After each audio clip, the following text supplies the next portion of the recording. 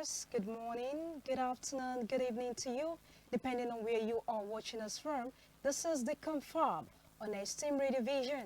Don't forget that we are located at Obokon Avenue, Transformers Junction, Elisha, in Osun State, Nigeria. Today we confront three powerful stories that sit at the crossroads of justice, at the crossroads of economics and faith, each raising hard questions about accountability, about trust, and other choices shaping Nigeria's future. First, nearly 3 years after the horrific attack on St. Francis Xavier Catholic Church in Owo, survivors are standing in court as we speak today, reliving unspeakable trauma as they identify alleged attackers. As the trial unfolds, the nation is forced to ask, is justice, finally catching up? Or are the wounds still far ahead of healing? Now, then on the economic front, Nigeria and the United Arab Emirates, have signed a deal. They have struck a sweeping deal trade, scrapping tariffs on more than 13,000 products. Government officials say it is a bold step toward non-oil export and diversification. Critics warn it could expose local industries to crushing competition. Is this a gateway to growth or a gamble with a fragile economy? And then finally, in the religious space, a pastor's declaration is stirring conversation across the country.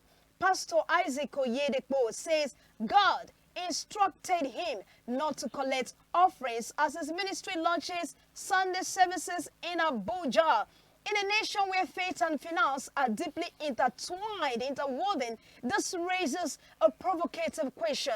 Is it spiritual conviction, strategic distinction, or a quiet challenge to the way church is done in Nigeria? Now, the stories, three arenas of influence, one critical conversation. Let's get into it this morning on the Confab. My name is Chidima Abel, and I have with me Ohunayo Ajiboye. Ohunayo, you're welcome. Thank you very much. I also have Oluwatoyosi, Solanke. Solanke, you're welcome this morning on the Confab. Thank you, Chidima. Good morning. All right, how are you two doing this morning? I'm good, thank you. And you, Ajiboye? I'm doing great, thank you. Okay, now let's get into it quickly. We have the very first headline that says, victims identify alleged or church attackers in court. I know you will still recall about the incident that happened about how many years now? This is 2026, I think 4 years back. That was in the year 2022. Yes, yes. It is it's close to 4 years now since the incident happened, Which the is Owo attack. that Yes. this is now the time that the country, that Nigeria decided that, after 4 years, when even the victims of this attack, the trauma they've gone through, it is now that the country is now ready to give them justice. Well, better late than never, I say. Yes, better late than never. Talking about the trauma, this is one of the things we'll be discussing, because from what we are seeing in the story, it says that one of the victims, have come out to testify in court. So we are now trying to ask, a lot of people are asking, is it out of trauma? Can we really, trust this testimony? Okay, let's get into it. Now, talking about the Owo attackers, two more prosecution witnesses on Tuesday gave vivid and harrowing account of the June 5, 2022 terror attack on St. Francis Xavier Catholic Church in Owo, on the state, as the Federal High Court in Abuja admitted additional exhibits from the Department of State Services. Now, the DSS is prosecuting 5 suspects, Idris, Omeza, and Kasim. In fact, what surprises me about this, the ages of these suspects. One of them, Idris Omeza, 25 years old. And then another one, Kasim Idris, 20-year-old. Then we have Jamil Abdul Malik, 26. Then Abdul Halim Idris, 25, and then Momo Otuho Abubakar, 47. This is the oldest amongst them. You can imagine this, and people are asking, someone of 20 below 25. How could they have, come up with such a strategic way of attacking a church and even killing a whole lot of people? I don't know. Do you have something to say with respect to that? Of course, what is the surprise there? These actually, people were are radicalized. These are radicalized Muslims. I mean, all their names are Muslim names. I remember when this attack happened and then there was an initial arrest and, you know... No. Let me correct you there. All the names are not Muslim, okay? We have Omeza here. I wouldn't know the tribe, but the name doesn't really sound. Idris is a Muslim name. Have you ever seen it? Has anybody ever seen a Christian bearing the name Idris? We have to stop shying away from this thing. We are not saying that Muslims are all terrorists. They may not be Muslims. You need to get it straight. The matter is, why do they always bear that same name? Why are they always fighting churches? These are the questions that needs to be asked.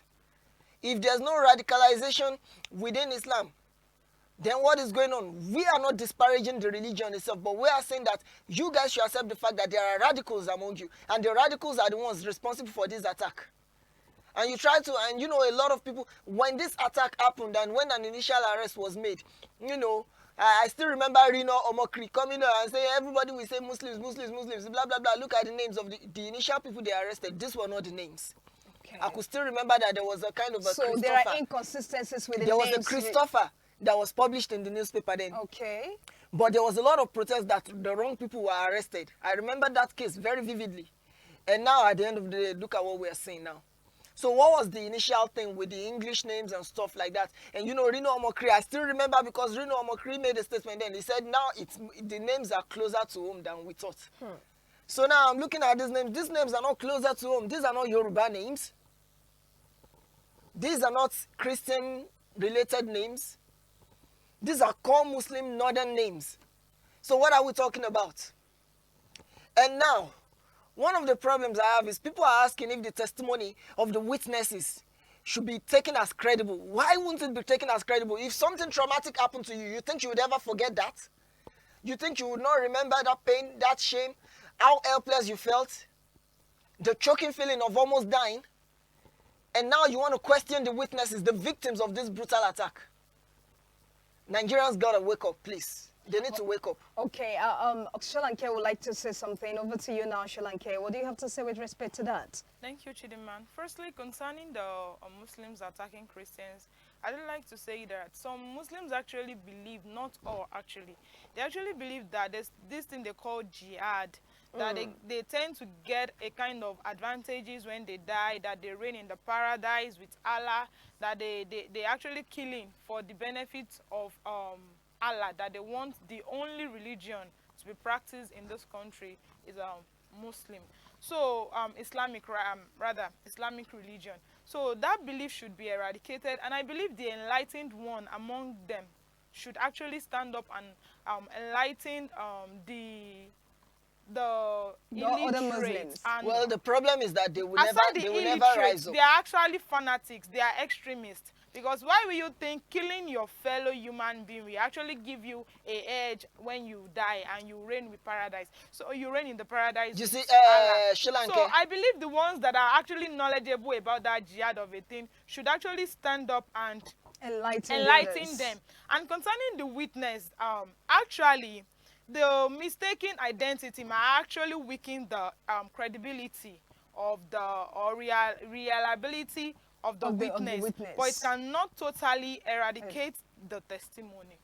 So there's every tendency that man knows what he's saying. It might be traumatic actually, but there's every tendency that he knows what he's saying. So it doesn't actually render all the testimony as a false. Okay. You said something now about sensitization, educating them. How do you think they can achieve this? Is it through Western education? Like, how do you think this can be achieved? Yes, I would like to come in first. Should I answer that question? Let me come you will stay coming, don't worry. Let's say. Because I wanted to say something when you were talking about the enlightened Muslim practitioners should, you know, try and educate the others. Well, the problem is that the enlightened Muslim practitioners, most of the times, don't ever take time to educate. They rather gaslight other people that, no, these people are not among us. No, the people are among you. Yeah, accept that you have fanatics among you. Accept it. Don't segregate yourself. Accept it. See, one thing about Christianity, you see that when churches are called out, you see that a lot of Christians will be at the forefront of those calling churches out. You see Emmanuel's, John's, and so calling pastors out for wrongdoing.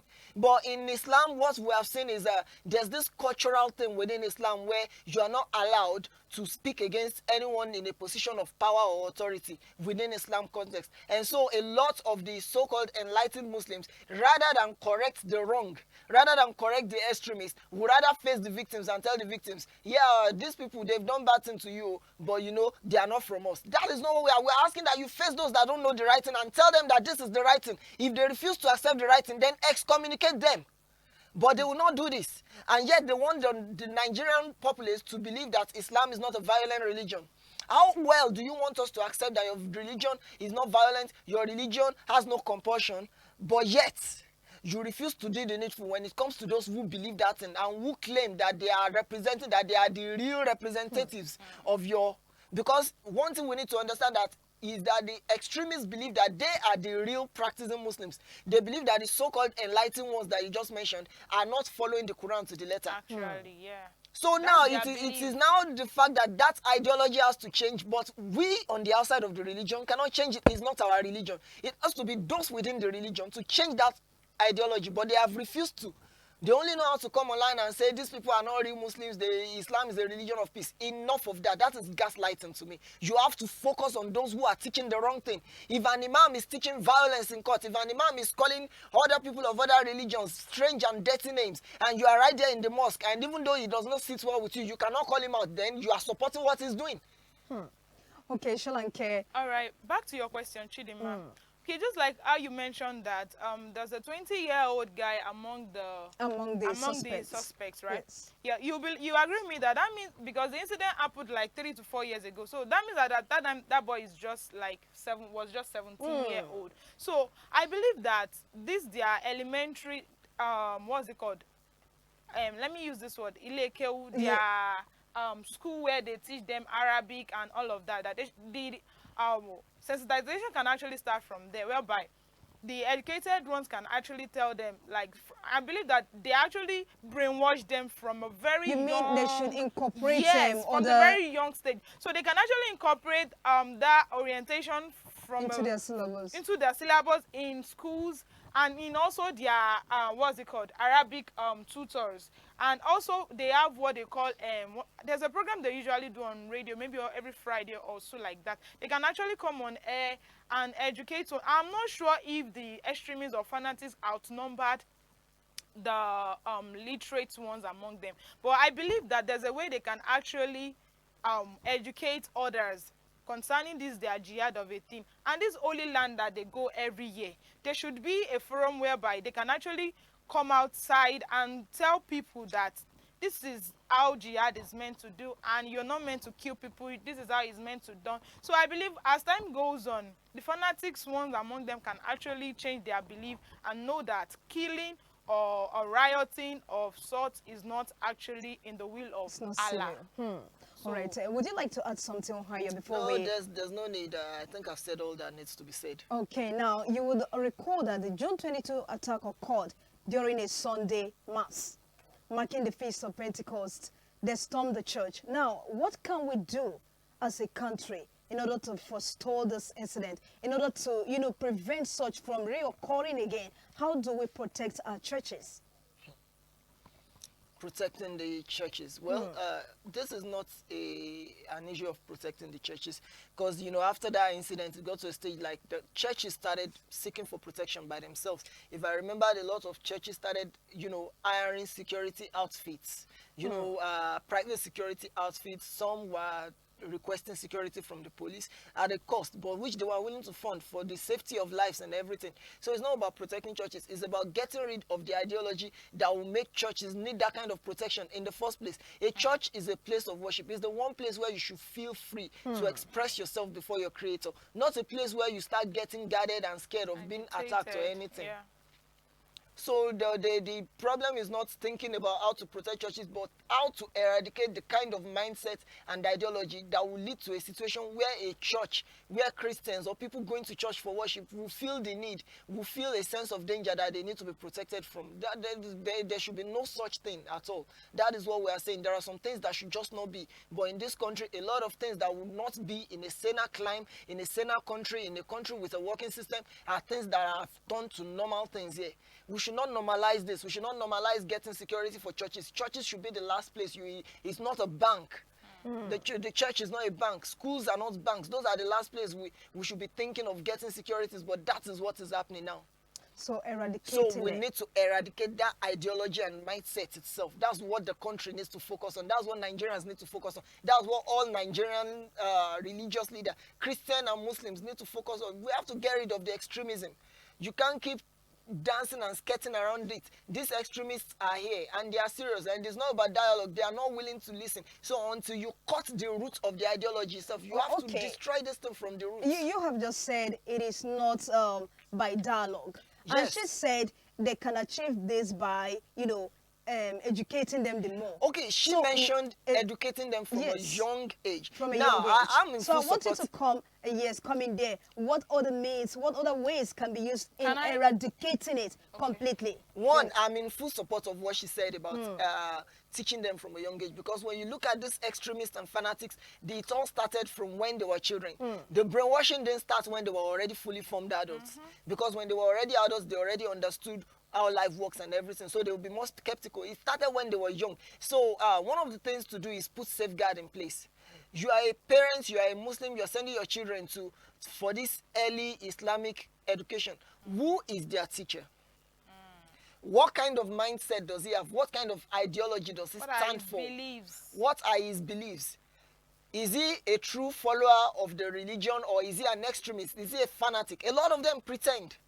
And they actually misinterpret their doctrines most times. They misinterpret A lot of the doctrines because they are not, because I don't know, they say that it's all about peace, that Muhammad, may peace be upon him, as they say, may peace be upon him, that he advocated for peace every time. So if the leader and the founder of your religion advocated for peace, why are you now advocating violence? So this is why I'm like, it's a community thing and it's a national thing. Everyone has to join us together to deal with this ideology. The ideology is the problem.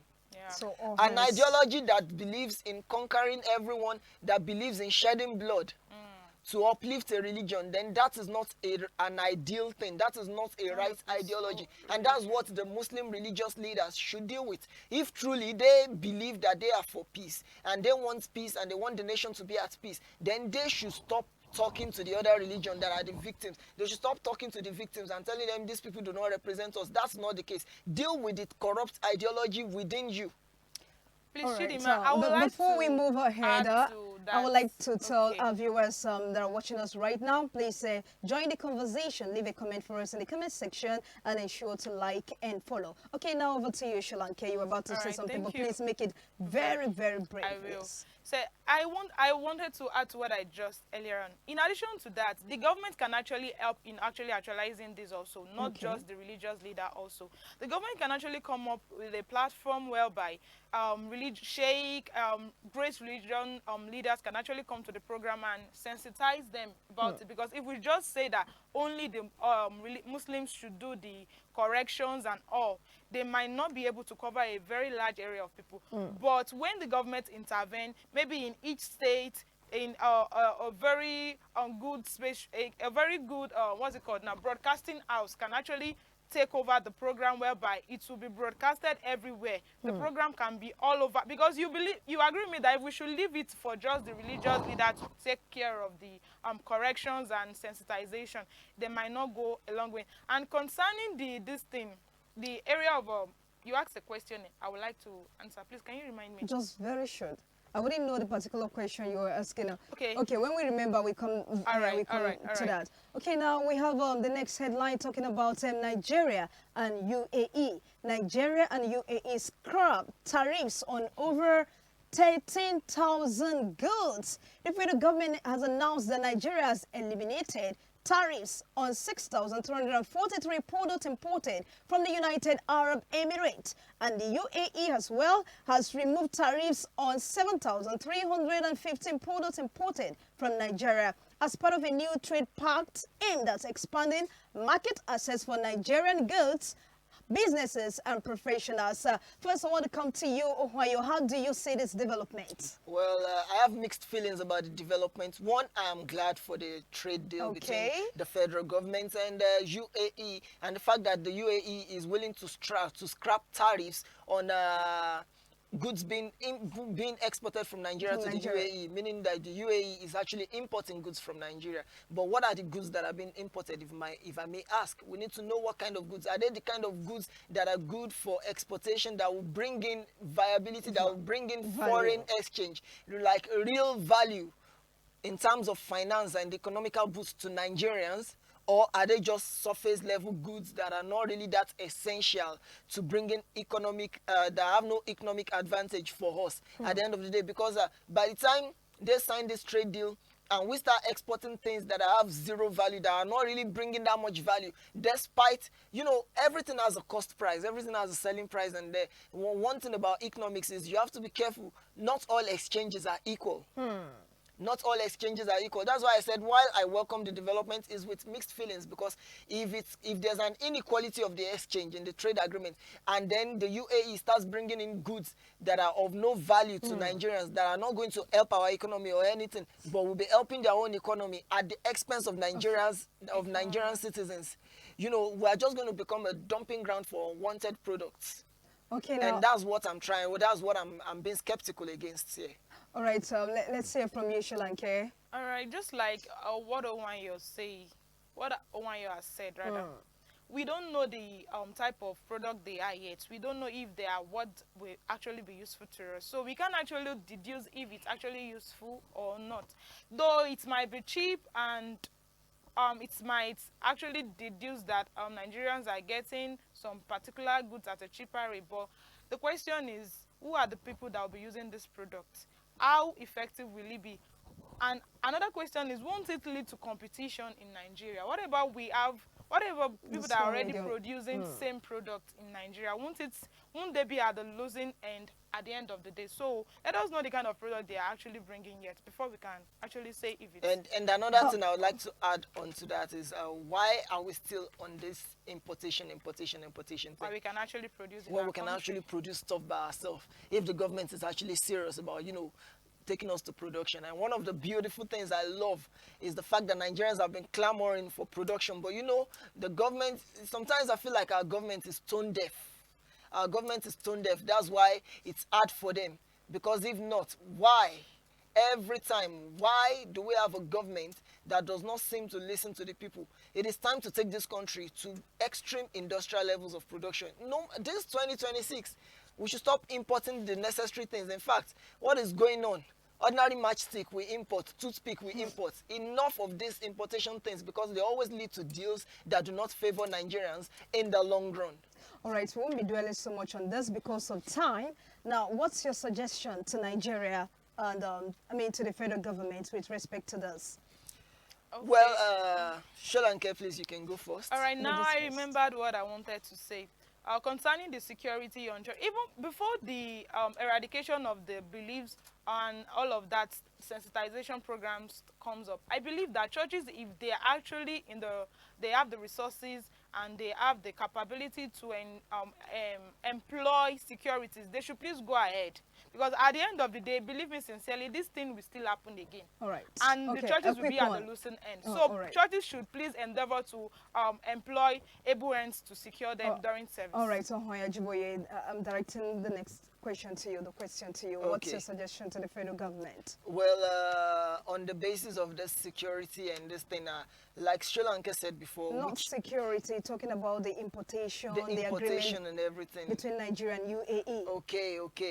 Well, all I will say is we should be careful not to allow on inequality in our exchanges, in our foreign trade deals, because not every exchange is equal, as I said before. Now, it's great to negotiate trade deals like this that can allow Nigerian businessmen, that gives them an ease of doing business with foreign nations, with foreign companies, with foreign organizations like that. When they remove this kind of tariffs and everything, we can send our goods there and they can send their goods over. But like I said, the most important thing is to ensure that there's no inequality in our exchanges. That's the most important thing. So the government has to be more focused on standardization. There has to be a standard, and that standard has to be upheld and enforced. One of the problems we have in this country is upholding and enforcing standards and laws. And if the government can do that, then definitely this kind of trade deals will be much more welcomed in the future. All right, a quick one. We'll be going over to the very last headline here that says, God instructed me not to collect offerings, says Oyedepo, Isaac Oyedepo, the son of Bishop David I'm pumping my fist in the air right now. I know this is an interesting headline to many youth of Nigerians, because I know that a lot of youth are always, kicking against this tithing, offering, and I know it will really sit well with so many Nigerian youths. Now, talking about this, Pastor, somebody's already saying, Okay, now, Pastor Isaac Oyedepo, the founder of the Isaac Oyedepo Evangelistic Ministries, has announced that his ministry will begin holding Sunday services in Abuja. And in line with God's instruction, we not collect offerings.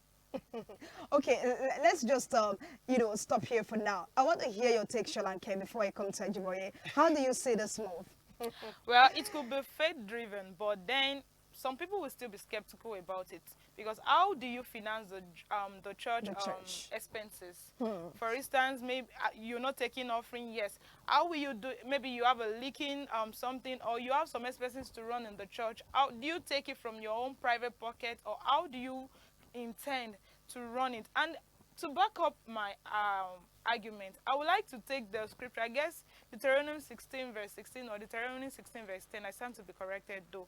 It says that do not come to the house of God empty-handed, or so like that. So I believe, to me, that he might actually receive the revelation from God then, but then I see it as a sense of responsibility to me, because number one, tithing has to do with 10% of your income. So it shows a sense of responsibility that the Lord has provided for me. I'm giving him 10% of my income. And so also with offering. At least you agree with me that most of our churches, they use this offering tithe in running of the church activities mostly. If you want to buy fuel, will he continue taking the fuel, the running of the church, day-to-day activities from his own private pocket? Can he actually sustain that act for so long? For so long. Okay, let's say from you, Ajiboye, you've been smiling all through. So I believe when I first heard that announcement, I looked at it from a critical lens, and I was kind of like in agreement with what Solanke just said. How is he going to do this? How is he going to do that? But then it occurred to me like, even in the churches where they've been, collecting offering and everything, some of these things can be funded by covenant partners. We've had churches that use that covenant, where a person, you see, the thing about offering in the first place in the church is that it's by free will. But a lot of churches have turned it into a compulsory thing.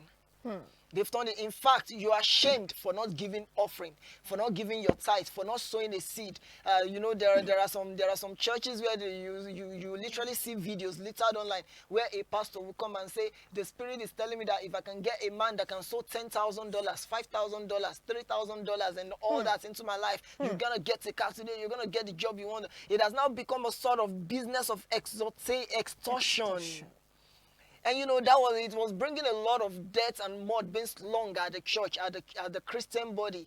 Any small thing, people start saying, yeah, we said it. These pastors that like money, these pastors that do this, these pastors that do that. So now you're having a man who is saying God instructed him not to take offerings. Now, I like the way the wording. It didn't say God said all churches must not. He said him personally. Yes. Meaning it's a personal instruction to him. So I don't get all the skepticism. If truly he heard from God, and it was God that told him, then definitely the same God that told him that will also make provision Provision. for how to handle every other thing. So that's why I would disagree with Oluwatoyosi on that place of where is he going to get the money from doing all these things. Because there will be free will. Now the church, as the members have the free will to give as they want, as they are led, as they would like to contribute to the development of the church, which I feel is a better one than, guilt tripping people or emotionally blackmailing them into giving what they do not want to give or what they do not have in the name of God. So that means you're also saying that it's also contradicting what the scripture says in Deuteronomy. It's not that is what she is of the opinion that she is of the opinion that the Bible instructed, commanded that we should bring to the house of God. So Pastor Isaac Oyedepo now saying God instructed him not to accept shows that God is in a way contradicting himself. You understand? That's the point she's trying to make here. That's it. And I'm very sure that our God is not a matter of confusion. Definitely. But what you guys are failing to understand is that he is not, what he's saying, you have to look at the context. That they are not going to make it like a part of this, in churches, every program is a ceremonial thing on its own. There's an order of program from prayers to this, to that. What he's saying is we are scrapping that part out of the program. He's not asking people not to give. So it's not that they will not give, but now it's more of there's no. So now there's now going to be, it's based on your free will. It's based on your free will. It's not that you are being forced to do it. It's going to be your free will. You come into church and you give as you want from your heart. I see it's more like an obligation. I see it's more like an obligation. We are actually obliged and not forced. Not all churches actually forced offering. Exactly.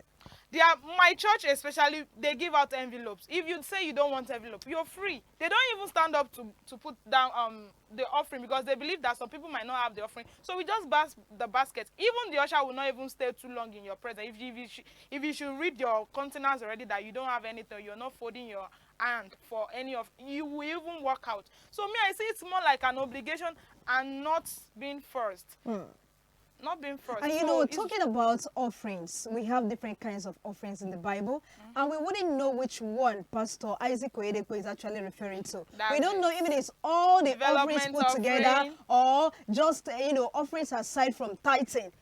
We wouldn't know. But a lot of people are saying that in the nearest future, he might start collecting something and then he will say it is not offering. But it is another thing. Another thing I would like you to understand is while he was, in that address, when he was making that address, when he said God gave him specific instructions not to collect offering, he maintained that there was nothing wrong at all with the practice of collecting offerings. This is what I want us to understand. No, we didn't say there's anything wrong. We are not disputing. He said that for his own specific assignment, which can be seen in the Bible that God calls different people for different specific assignments. Now, he said that God told him that his focus must solely remain on the spiritual development of the people. So, nothing to do with finances and everything. That's why I was so emphasizing that now the offering becomes a free will giving. It becomes if you are led to give. Because the truth is, when you go to a church and you are being blessed spiritually, you are being fed with food of the Spirit, so to say, the truth of the matter is nobody will tell you before you bring out something and you give to the development of the church of God or to advance the kingdom of God. So that one is different from the pastor himself now announcing we are taking this offering, we are taking that offering. I feel like that's where the distinction is coming from when he said God instructed him not to accept offerings. So, and the use of the word obligation. Yes, obligation if you have of what you have. God knows that you don't have when you don't have. And that's why I'm saying that this is a much more welcome development to many youths because they've always seen offerings, tithes, and all these things as a means of extortion by pastors, even though it is not. But there's a way the church took it a bit that it went a bit far.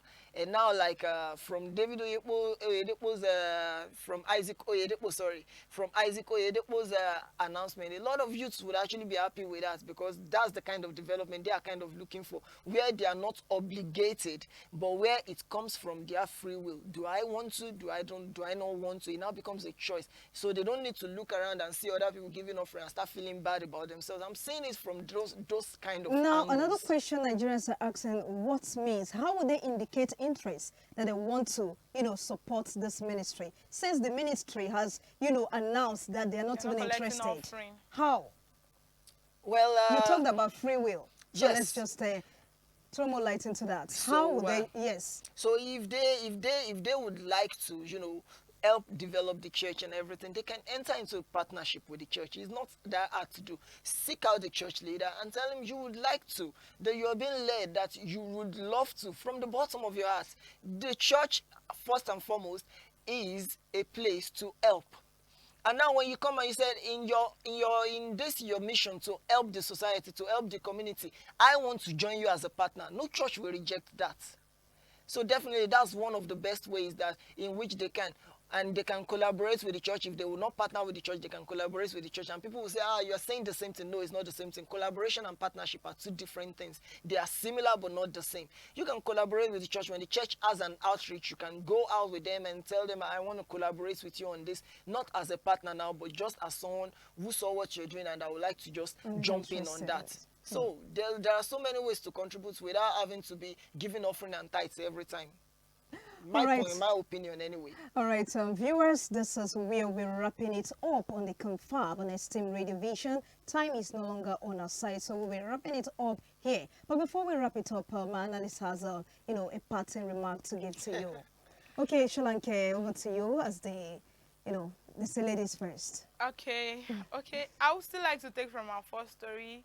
Like our viewers in the house, wherever we find ourselves, aside the governments coming up to say anything about those religious or fanatics or the government or the religious leader, we ourselves, we can actually start by educating people around us. Let's just tell them that this is what for those that actually know what the Quran says.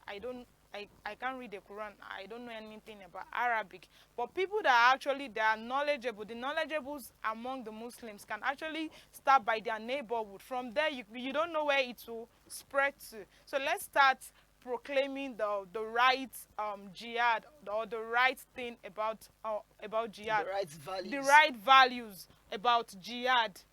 Exactly what Muhammad said. So from there, it will start spreading to the outermost part of the earth. All right, thank you so much. Ohunayo. Well, since she has spoken on the first topic, I would like to talk about all three altogether, because everything just summarize it. The thing I would like to tell Nigerians is it takes a community to build a man. It takes a community to build a man. So because some of these attackers, many of them don't have parents. Some of them are recruited. When these fanatics want to recruit, they usually recruit those little boys, those little children, beggars on the streets, and then they brainwash them. They give them food and everything, and they tell them that so much more is awaiting them if they are willing to die for the cause. And that is the only life they've ever known since they grew up. They grew up from struggles, from begging, from suffering, from starving, from facing diseases. They have been so exposed to the dark side of society. And then someone comes and he offers them food, clothes, money, women, and all these things, all just saying that just be loyal to the cause. They will be loyal to the cause till death. And so that's why I said it takes a community to build a man. So what builds this terrorists, these fanatics, is the community refusing to take action when you saw them. It is time for communities to start being proactive. See, we have known that the government is insensitive to this kind of things. They try their best, but their best is obviously not enough because they are not seeing it as important enough. But we, the society that is being affected, we know what is important. So we should come together, put hands together, get these children off the streets, and at the same time, create a kind of oversight. The Muslim communities come together, create oversight. Who are the kind of people teaching your doctrines to your children? Who are the kind of people teaching people about your religion? Investigate them first. Don't just give anybody a platform to start talking religion, because we have all seen that religion can light a fire just as well as religion can put out a fire. Thank you very much. All right, thank you so much. And that's where we'll leave it for today. From the search for justice and unspeakable violence to the risk and promises of global trade and the evolving conversation around faith and accountability. One thing is clear, the choices we make and the values we uphold will define our path onward. All right, at this point, I want to say a very big thank you to you, our esteemed viewers. Thank you so much for staying with us. Thank you for choosing Esteemed Radio Vision. Also want to appreciate our CEO in the person of Dickie Michael Ajiboye Ashaolu. Thank you so much, the founder of Eniakunle Foundation and Esteemed Radio Vision. Thank you so much. And to our producer, Ayomiko, thank you. To my analyst in the studio, I look forward to having you again. Thank you so Thank much. you very You're much. welcome. All right, until I come your way again, I still remain Chidima Abel. Bye for now.